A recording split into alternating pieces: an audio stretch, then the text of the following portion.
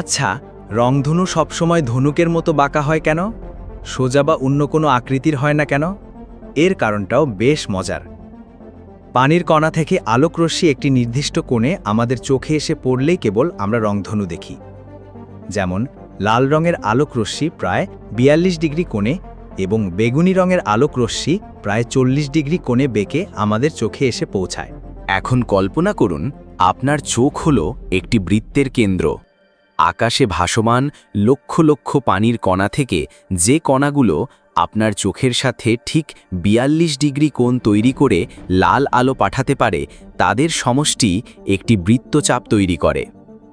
একইভাবে ৪০ ডিগ্রি কোণে থাকা কণাগুলো বেগুনি রঙের বৃত্তচাপ তৈরি করে, আর মাঝের রঙগুলো এই দুই কোণের মধ্যে অবস্থান করে। এই কারণেই আমরা রংধনুকে সবসময় একটি বিশাল বৃত্তচাপ বা ধনুকের মতো দেখি। মজার ব্যাপার হলো, রংধনু আসলে সম্পূর্ণ বৃত্তাকার, কিন্তু আমরা মাটি থেকে দিগন্তের কারণে এর অর্ধেক অংশই দেখতে পাই। আপনি যদি কখনো বিমান থেকে সঠিক অবস্থানে রংধনু দেখেন, তাহলে পুরো বৃত্তটাই দেখার সুযোগ পেতে পারেন।